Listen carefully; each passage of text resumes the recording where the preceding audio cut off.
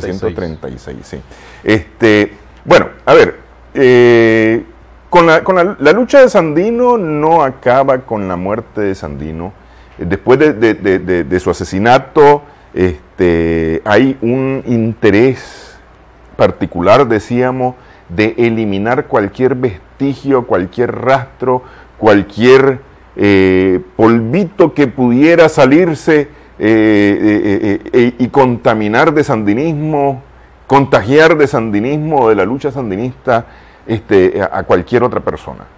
Es decir, hay que aniquilar y desaparecer total y absolutamente el sandinismo y a todos los que han estado involucrados alrededor del sandinismo. Sí, esa es la consigna. Una brutal persecución. Fue demasiado, pues en el aspecto fue sobresaturado por parte de los medios de difusión ataques contra la figura de Sandino, incluso para justificar la masacre y la persecución que continuó. Porque todavía siguieron en armas Simón González, pero en una actitud de autodefensa, y el general Altamirano, que quedaron atrapados dentro, o sea, en el territorio central de Chontales, y su mecanismo de defensa. Militarmente se les hacía difícil derrotarlos. En el caso de Pedro Altamirano, un hombre muy audaz, ya anciano, casi ciego, pero aún se mantenía, y por ejemplo, y lo asesinan a partir de una traición. Pero había una sobreexcitación de los medios exaltando la figura de Somoza como pacificador. Y también manejando el discurso de que el sandinismo era una violencia bandoleril. Incluso algunos intelectuales liberal conservadores que escribieron tenían un doble discurso. Fue bravo, fue un patriota. Estaba leyendo ahí a Alejandro Barberena, de Granada, de que dice que era un hombre bravo, valiente, se opuso a la intervención, pero sus métodos fueron salvajes. Y posteriormente continúa la lucha de forma innecesaria. Y terminó como tenía que acabar, víctima de la violencia que él mismo había engendrado, justificando el crimen. Sí. Entonces, de ahí de igual manera ves la noticia, ves la prensa, exaltan el aspecto, el bandolerismo de Pedrón. Esa dicotomía que ya la habían venido manejando ya en la misma lucha. No encontrar un solo medio nicaragüense que esté a favor de Sandino. No encontrar un medio, es más, algunos medios independientes norteamericanos a veces condenaban la intervención. Aquí no se condenaba la intervención. Y por eso es que, como Carlos Fonseca lo señala, no hay nadie de la oligarquía que no haya sido cómplice del crimen.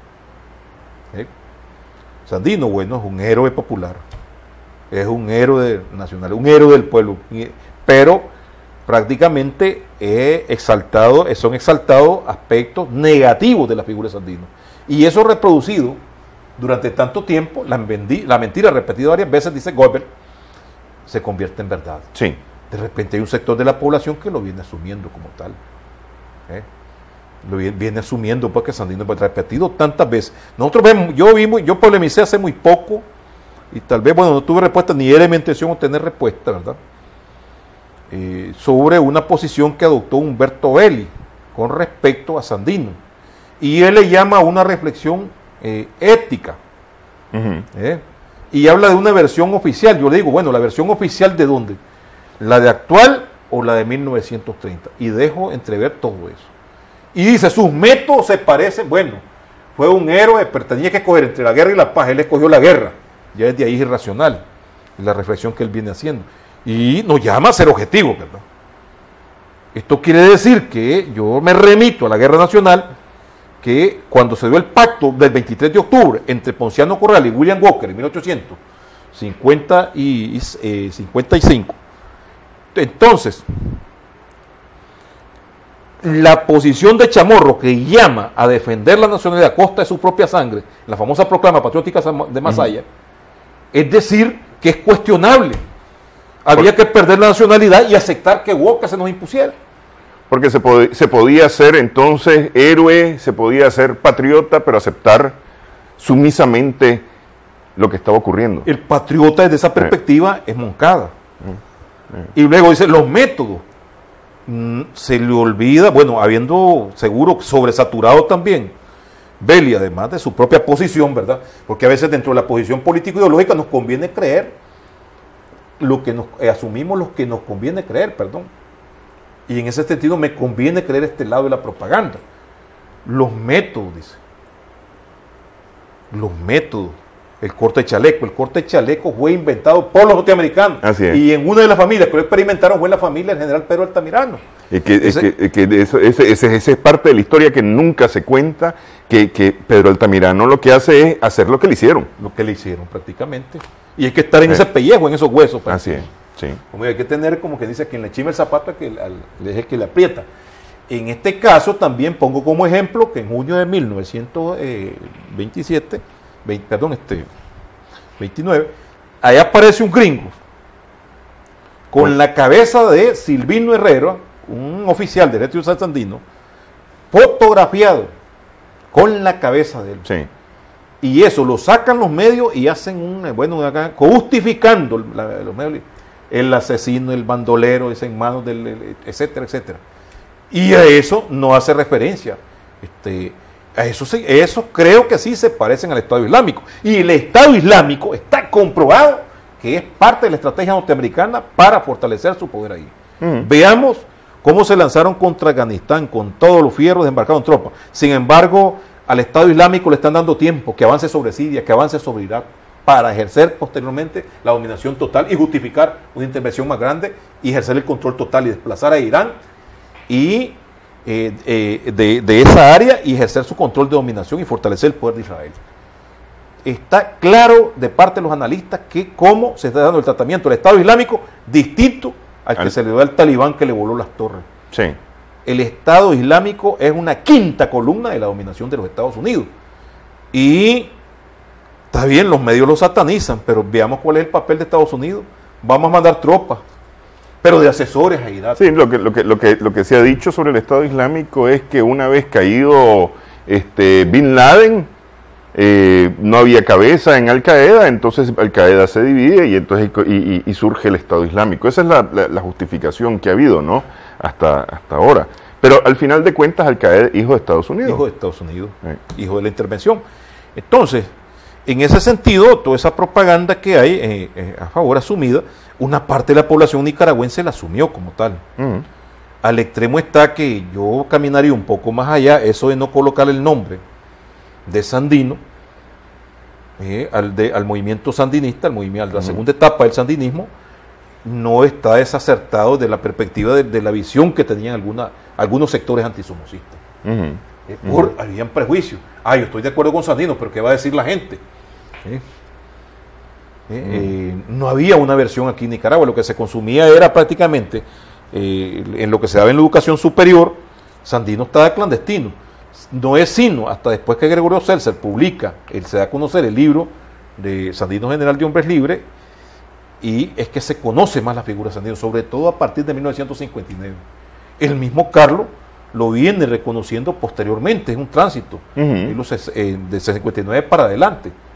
Por ejemplo, es cierto, en el Nike Moscú, y ahí no lo menciona. Pero Carlos Fonseca, ¿acaso tenía derecho, como que dice, a conocer? No se estudiaba en secundaria, no se estudiaba en primaria. Por allá en los 60, en un texto que creo que era de un señor Quintana, puro texto de estudio, aparecía como que 3, 4 líneas. No se sometió a la intervención al desarme de las tropas norteamericanas y ejerció su lucha en la Segovia durante tal año. El general Augusto de Sandino. Entonces, 1900, después de la trágica muerte del general Sandino, no explican nada y ya se pasó de viaje. Eso era lo que había. Pero decían trágica muerte, qué interesante. Trágica muerte. Sí. Y la historia es así. ¿Por qué en el movimiento Nicaragua, el movimiento Nueva Nicaragua, no se reivindica el cacique de Nicaragua? Porque todos los medios, de contra la lógica, no tiene detalles, si vamos a los originales, nos damos cuenta que, y perdone que me remonte más atrás, en 1523, todas las fuentes originales revelan que las fuerzas del cacique de Nicaragua combaten todo el día 18, el mediodía 18, de las 11 de la mañana hasta anochecer contra los españoles. Y la Dirigen combate en media hora, un día antes, el 17 de abril. Sí. Eso es el 18. Y sin embargo, quien aparece como patriota y todo eso, y borran a Nicaragua, porque los textos de historia conservadora vendieron la dicotomía, un pacífico preguntón y un valiente guerrero, que sea irracional. Entonces ese es el espíritu del nicaragüense. Y repetido tantas veces, hasta los tiempos actuales, la mentira se convierte en verdad. Los dos caciques combatieron al conquistador Gil González. Sí. Y entonces eso mismo pasó con la figura de Sandino, repetida tantas veces, las bandidencias de Sandino, era tal cosa, y si queremos, después de que cae el Frente Sandinista, surge otra corriente. Bueno, había una paralela que estaba en los sectores antisandinistas que eran opositores, bueno, como el caso de la escritura de Juan Matagalpa, ¿verdad? Que bueno, Sandino y sus sucesores son destructores de la sociedad. Y posteriormente vemos los trabajos de un historiador muy bueno en su análisis a Walker, ¿verdad? Pero para mí su historia sobre Sandino fue una de las grandes obras fallidas, pero de su perspectiva el hombre de la oligarquía, Alejandro Bolaño Geyer. Sí. Cuando también pinta una figura de Sandino tratando de conocerlo como héroe. Y fue durante el periodo del ingeniero Bolaño, Enrique Bolaño Geyer, que era presidente, que se trataba de desconocer la simbología del sandinismo. O sea, atacamos al sandinismo, pero también a sus símbolos. Y lo exalta pues como una figura pues que tenía hasta problemas mentales, complejos de Edipo, la madre, etcétera, un poco de cuestiones desde una perspectiva freudiana, un análisis psicológico, pero que fallido. Que se volvió revolucionario porque era hijo natural, la madre, y ahí estuviéramos yendo de revolucionario. Sí. En ese tiempo la mayor parte de la población nicaragüense era resultado de hijos naturales. Pero incluso el mismo Somoza García, con el verdadero Sandino, el Calvario de la Segovia, habla mucho de un Sandino esotérico y lo pone en el sentido de locura de una persona que no está cuerda al invocar los poderes divinos, al invocar energías y demás. Dice que eso no es lógico de una persona en su sano juicio, pues. Comunista, dice comunista racionalista, dice, ¿de dónde sale? Entonces lo que demuestra Somoza es un desconocimiento de lo que es la escuela magnética universal, pues, que es una corriente que todavía existe, y que proclaman que en el mundo es producto de una lucha entre los espíritus negros y los espíritus blancos. Es como que estemos cuestionando a estas alturas una serie de concepciones que se desarrollaron pues en otro tiempo y se desarrollan actualmente. Bueno, ¿de dónde surge esa visión de Buda? Porque yo soy cristiano. O esa visión de Mahoma, porque yo soy cristiano. No, hay un razonamiento. Sí. Hay una racionalización de su lucha y aplicada a la realidad concreta de Nicaragua, en donde él asume que él es un luchador contra los espíritus negros, que son el imperialismo y que son la oligarquía. Sí. Eso forma parte de la evolución política que viene teniendo ideológica. Sí, pero es decir, hasta ese nivel se intenta desvirtuar la lucha de Sandino. Totalmente, en ese sentido. De una población humilde, que es creyente, católica y todo eso, entonces este es un loco, no es un desequilibrado, o está fuera prácticamente de las circunstancias de Nicaragua. No, Sandino analizó las circunstancias sociales y políticas de Nicaragua y racionaliza a partir de ese cuerpo teórico que le viene de afuera, que en una etapa viene evolucionando. Liberalismo, los ideales del liberalismo, de liberación nacional, tomados después de otra etapa, la de Celedón, el anarquismo, que es, digamos, el socialismo libertario. Hay un momento que tiene buenas relaciones con los socialistas de la Tercera Internacional, Internacional Comunista, después rompe. Y luego el comunismo racionalista, pero para comprender la realidad concreta de Nicaragua, que es muy difícil que en esas circunstancias tan adversas hubiera triunfado ese movimiento, pero convertido en un movimiento político que se hubiera evolucionado, si no se establece una dictadura militar. Sí. Pero estamos hablando en el campo de lo hipotético, ¿verdad? Se produce su asesinato, pues, y se produce su intento de asesinarlo, que es lo que estamos tocando, asesinarlo después de muerto, exterminar todo vestigio de lo que es el sandinismo. Y la gente hablaba entre susurros de Sandino, tiempos de la dictadura. Hablaba por debajo, que podía ser objeto de sospecha.